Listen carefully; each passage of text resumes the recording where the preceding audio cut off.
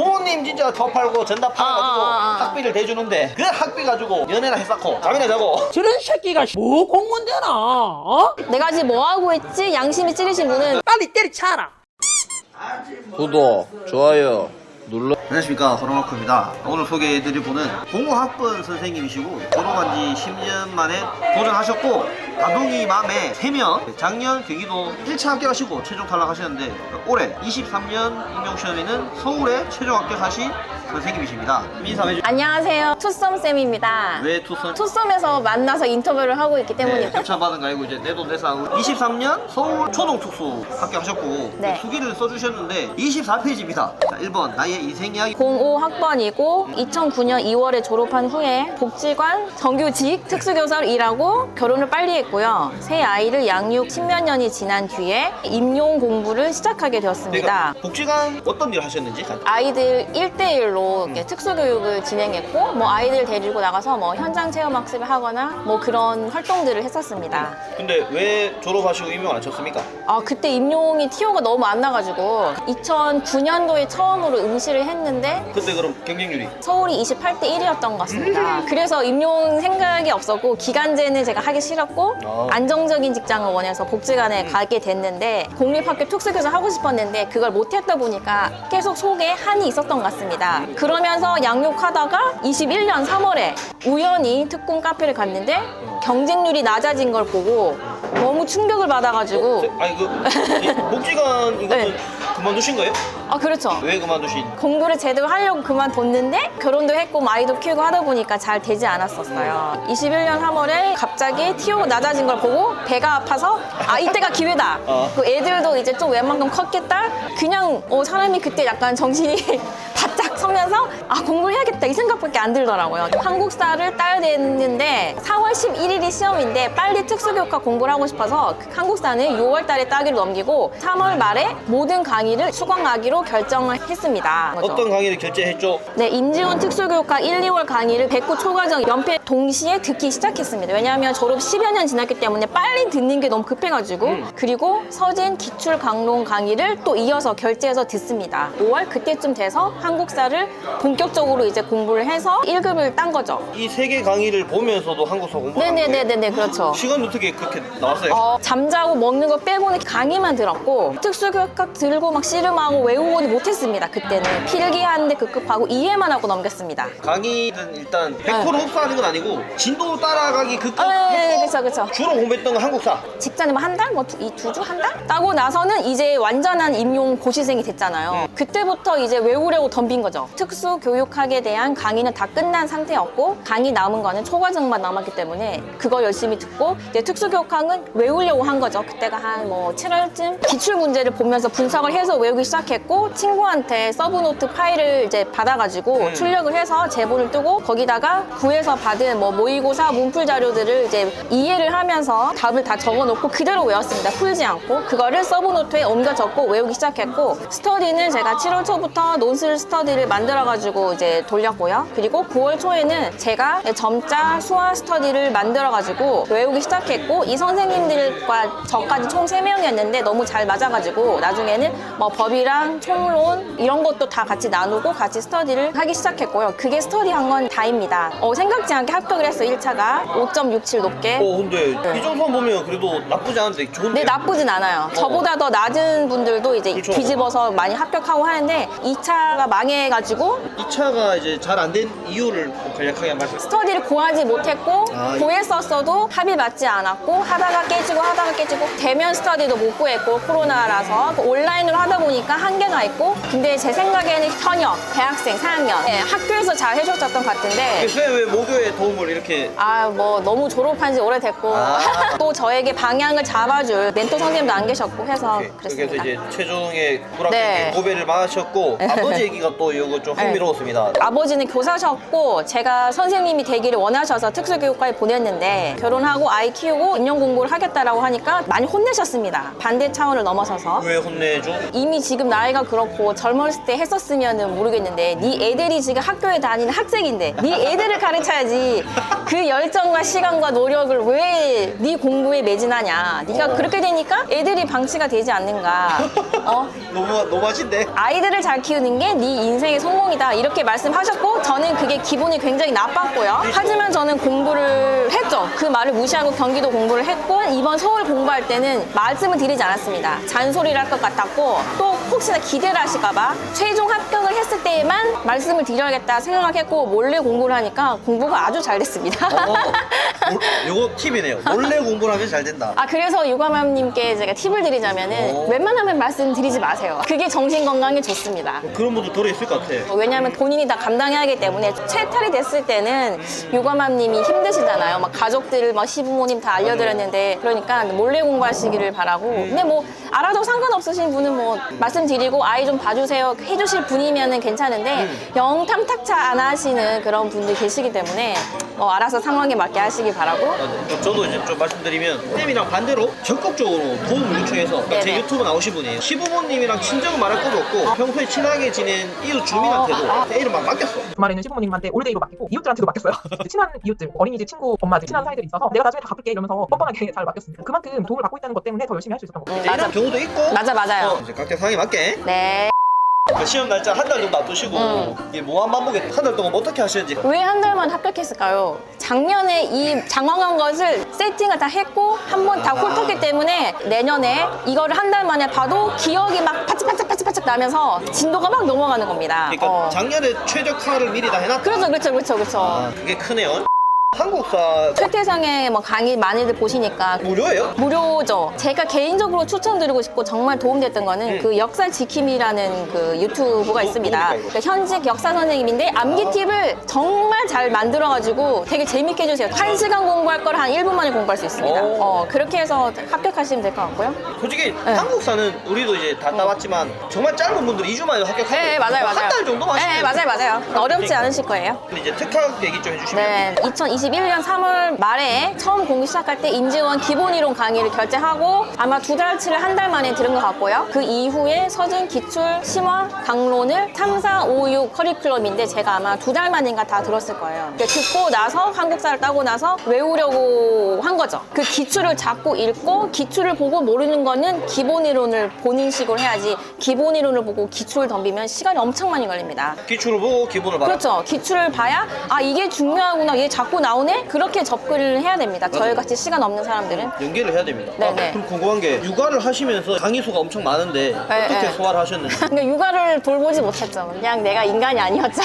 부모님도 지원이 안 된 상황이고 네, 그럼 애들을 누가 봤습니까? 애들을 본 사람은 아무도 없고요. 알아서 그냥 살게 뒀습니다. 대신 아이들이 좀 나이가 5학년, 3학년, 1학년이었기 때문에 스스로 할 수 있는 부분이 많아서 제가 뭐 아이들에게 할애할 시간이 그렇게 많지는 않았고요. 그냥 뭐 의식주만 해결할 정도로 했고 아이들도 엄마를 이해했기 때문에 제가 아이들 육아로 인한 스트레스는 없었습니다.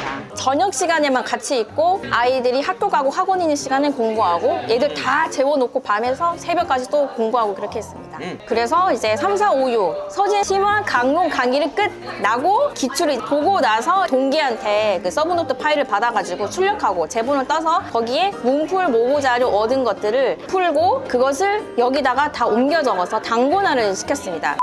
아 뭐 멘토 선생님이 또 있었다고. 제가 특검에서 알게 된 선생님인데요. 제가 이제 공부하다가 모르면은 바로 그 자리에서 카톡을 날렸습니다. 그럼 선생님이 보시고 아 그건 이거 같아 이렇게 카톡을 주고받으면서 뭐 스터디 아닌 스터디를 했는데 저는 이게 겪어보니까 이런 멘토 선생님이 굉장히 필요하다고 생각합니다. 맞아요. 이게 우리가 뭐 학원 강사 선생님한테 물을 수도 있지만 답이 즉시 안 오고 와도 아 그때 내가 뭘 몰라서 질문했었지 이럴 수 있잖아요. 그러니까 바로바로 물으면 대답할 수 있는 여기서 팁을 드리자면은 같은 지역 응시할 선생님이랑은 하지 않으시길 추천드리고요. 왜요? 경쟁자니까 알려주고 싶어도 조금 절제하고 알려주거나 이제 아니. 진실하지 않을 수 있어요. 바로바로 궁금한 거 서로 물어보시고 답을 하시면 실력이 막 올라가는 게 느껴집니다. 맞아요. 서로 가르치는 거. 또래 교수네.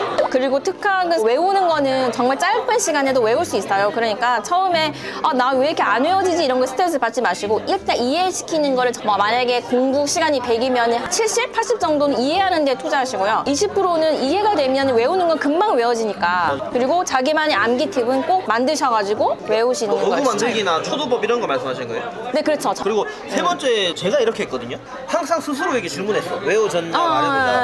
그러니까 백지를 펼쳐놓고 거창하게 다 적는 게 아니고 맞- 키워드만 일단 던져라. 그래놓고 내가 이거 어디까지 인출되나 네네네네. 마인드맵으로 스스로 해보고 다시 이제 검증하는 거죠. 그쵸, 이게 그쵸, 내가 잘 그쵸. 썼나 그쵸, 그쵸, 그쵸. 해설지 자료나 강사 자료를 보고 네네네. 기본서를 보고 부족하거나 틀렸다. 네. 그러면 다시 처음부터 다 적어본 거예요. 그러니까 그쵸, 그쵸. 그런 식으로 스스로 자기 점검을 많이 했어요. 또 추가로 드릴 팁이 기출은 정말 최소한은 3회 이상은 봐야 됩니다. 문풀 보고 안 풀어도 돼요. 시간 없으면. 하지만 기출 3회는 딱 못을 박아 놓으시기 바랍니다. 너무 특수교육에 뭐 큰 획을 그을 것처럼 뭐 대단한 학자나 교수님처럼 이런 것도 봐야 돼? 이런 것도 봐야 돼? 강론이 끝이 없어. 이렇게 하지 마세요. 대단한 학자 뽑는 시험이 아니기 때문에 완벽하게 하려고 하지 마시고 시간 남으시면 더 할 거 없어? 하시는 분은 하세요. 그런 사람이 그런데 있을까? 없겠죠. 그러니까 네. 기출, 기본에 충실하시면 좋겠어요. 키워드를 먼저 암기하세요. 이걸 처음부터 막 줄글로 외우려고 막 달려들면은 하루 지나면 다 잊어먹습니다. 예를 들면 어떤 개념이 있을까요? 이 단어, 그 무슨 정의나 개념에 대해서 동그라미 칠 수 있는 중요한 부분 있잖아요. 그러니까 그것만 기억하시면 돼요. 처음에 공부하실 때는. 핵심 내용 먼저 파악하고 그렇죠. 여기서 이 단어가 빠지면 안 돼. 이런 부분. 그 단어를 기억하시고 나중에 그것이 인출이 된다 하시면은 옆에 이제 더 길어지겠죠. 외울 수 있는 문장. 그리고 최대한 많은 문제를 풀어봐라. 기출을 다 보고 지겨워 또 딴 거 할 거 없어 하실 분들은 문풀과 모의 자료를 최대한 구하셔가지고 눈으로라도 자꾸 보세요. 그러면은 더 확장된 시야를 얻을 수 있고 저는 이렇게 했기 때문에 도움을 많이 받았다고 생각해요. 문풀과 모의고사 자료를 풀었다고 했는데 그거를 선생님들이 보고 이거를 막 처음부터 막 풀려고 하면 되게 스트레스 받습니다. 그렇기 때문에 저 같은 경우는 이게 뽑아놓고 일단 답을 다 옮겨 적고 완성된 그 상태를 보고 그렇게 외웠습니다. 저는 그렇게.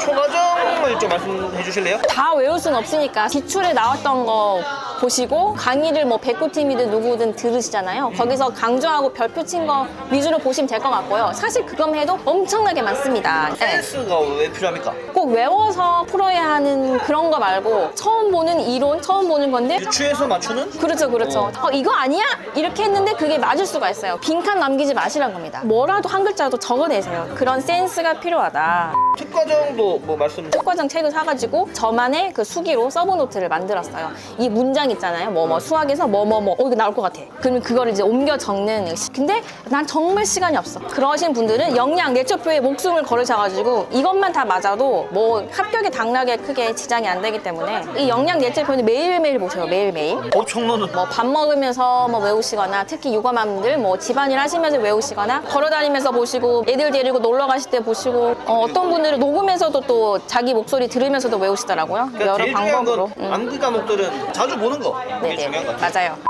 초특보는 참 논술을 보시는데 주 3회, 2회, 1회 이렇게 줄여나가면서 썼고요. 하기 싫어도 억지로라도 하기 때문에 스터디를 만드는 걸 추천을 드리고 저는 4명으로 했는데 유지가 잘 안 됐던 것 같아요. 끝에는. 그래서 3명으로 하면 집중이 잘 됩니다. 다양한 유형의 문제, 이 논술 스터디를 할 때 다른 강사님들 교재를 갖고 있는 스터디원끼리 서로 각자의 강사들 문제들을 모의고사 같은 거 다 공유를 했으면 톡방에 올려서 서로 공유를 하고 오늘은 이 선생님 10회 합시다. 다 이제 그걸 하는 거고 서로 다양한 유형을 접할 수 있어서 좋았던 것 같아요. 그리고 특학 지식은 열심히 하시면 당연히 논술에 쓸 게 많으니까 특학 별개 글짓기 잘해야지는 아니거든요. 특학 공부를 하실 때도 이게 논술 공부다라고 생각하시고 이렇게 생각하시면 될 것 같아요.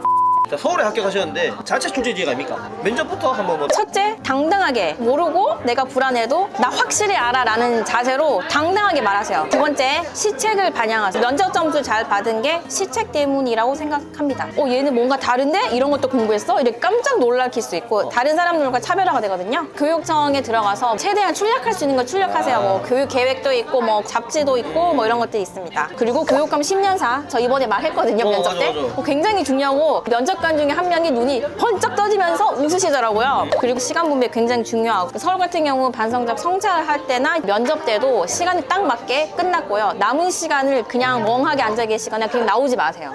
그냥 나오면 안 돼요? 나를 피할할 수 있고 뭐라도 말할 수 있는 시간이기 때문에 한 문장이라고 말하면 더 서울은 그러면 면접 시간이 10분인가? 쌤은 10분 딱 채웠나요? 그렇죠. 말하고 삑 끝났습니다. 왜냐하면 제가 경기도를 봤을 때 조사를 잘못해서 한 문제 날린 게 있기 때문에 철칙까지 지켰어요. 시전. 만능 틀, 어떤 교과, 어떤 단원이 나와도 적용할 수 있는 저만의 틀을 만들어 두세요. 어떻게 만드셨어요? 진짜 고급 팁인데. 맞아. 첫 번째 활동은 개념을 익히는 거니까 전자칠판을 보면서 이 선생님이 이제 보여주면서 질문하고 뭐 이런 경험이 있나요 하면서 대답하고 뭐 이런 식으로 이제 개념 익히는 걸로 했고, 두 번째는 이제 학습지 혹은 활동지를 나눠주면서 자 해보자 하면서 그때 수준별 티를 내는 거죠. 뭐 얘는 이렇게 문장을 쓰게 하고 얘는 단어를 뭐 쓰게 하거나 얘는 뭐 스티커 붙인다든가 수준별을 보여주기 위해서 활동 2가 되게 좋다고 생각했고, 활동 3은 상호작용하는 게 있어야 되고 협력하는 게 있어야 되기 때문에 같이 뭘 만들어 볼까 해서 얘가 얘 도와주게 하고 뭐 칭찬해주고 뭐 와 뭐 이런 거, 그런 식으로 티를 내기 위해서 저는 이렇게 활동 1, 2, 3을 정한 거죠. 자신감 뭡니까? 절대로 말을 떨거나 당혹하거나 말하다가 멈추시거나 뭐 그렇게 하시면 안 돼요. 또 자기만의 간투사 뭐 이런 거 굉장히 위험하니까 절대로 하지 마시고 나는 아나운서다라고 생각하고 하시길 바래요. 약간 좀 건방지다 뭐 이런 자세로 내가 할 테니까 좀 보세요 이런 자세로 오, 좋아, 자 좋아. 뭐 어쩌고 이렇게 한결같은 페이스로 하시길 바래요. 육아 경력이 13년? 13년 차 어머님의 힘이 진짜 느껴진 것 같아.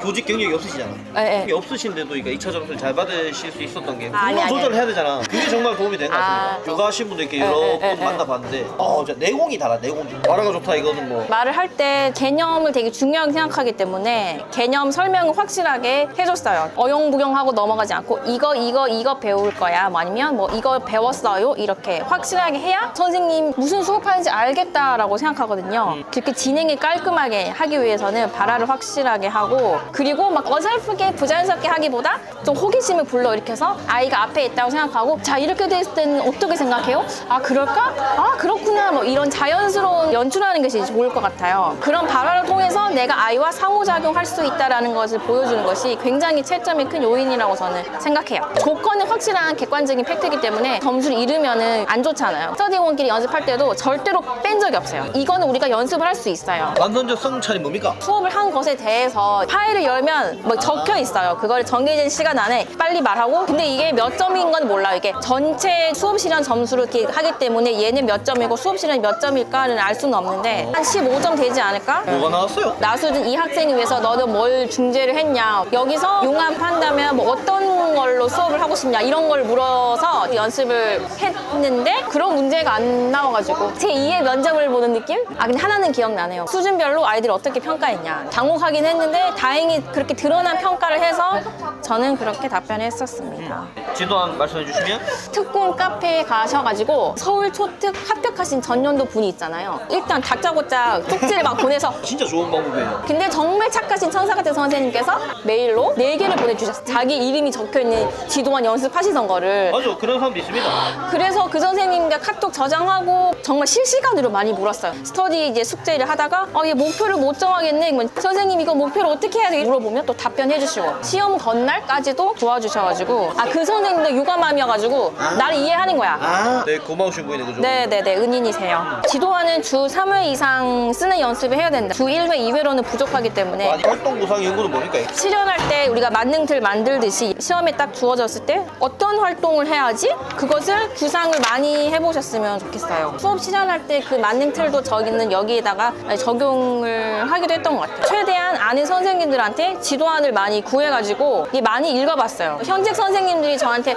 이거는 임용 지도안은 아니라 도움이 될지를 모르겠다 하셨는데도 일단 달라고 거기서 뭐라도 얻을 게 있어요. 뭐 예를 들어서 뭐 강화를 이런 식으로 주면 되는구나, 뭐 지도안의 유의점 한 줄이라도 뭐 어디든지 얻을 수 있는 거리가 있기 때문에 최대한 많이 구하셔서 한번 읽어보시면 도움이 되실 거예요.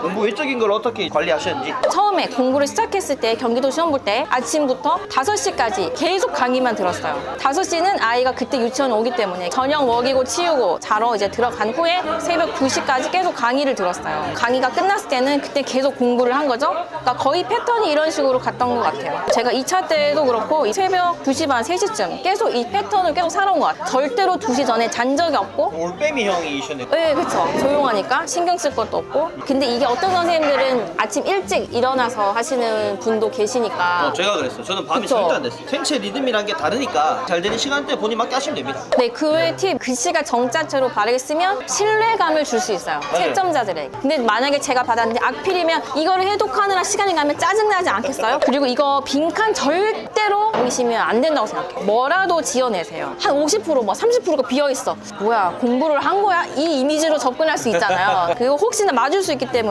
뭐라도 쓰시기 멘토만들에게 자꾸 물어보시고 2차 공부할 때도 이렇게 스터디 원 돌아가는 거 외에 차 멘토, 현직 선생님을 이제 섭외하셔가지고 피드백을 받든지 전화해서 물어보시더라도 꼭 필요합니다. 추가 말씀드리면 수업 시전 면접을 합격한 해에 한 6분, 7분 스터디원에 아시는 분이 초등학교 교감쌤이신데 채점위원 들어가셨던 분이고 사촌 누나 2명이 초등교사, 고등학교 교사예요. 사촌 누나 부부 두 쌍씩 해가 그 앞에서 해봤어. 오. 정말 친한 누나들인데도 긴장돼. 그다음 스터디 하다가 서울 먼저 합격한 그분한테도 부탁해서 그분한테도 받고 가용 가능한 인맥을 총동원해서 맞아. 스터디끼리 하면 나중에 무뎌집니다. 맞아. 피드백이 똑같아져. 그리고 욕을 먹을 각오를 하고 자꾸 막 말을 거세요. 근데 100점 정시 이게 합격으로 이끌어주는 게 아닐까 싶은데 포스트잇으로 100점 맞자라고 적어놓으세요. 내가 어떻게 공부를 빡세게 할 수 있을까 생각했을 때 100점 글자를 보면은 이거 지금 대충 보면 안 되겠네? 열심히 하자! 이런 정신이 생기거든요. 기분 좋게 100점 맞자 어떡해가 아니라 100점 맞아야지. 재밌겠다. 와.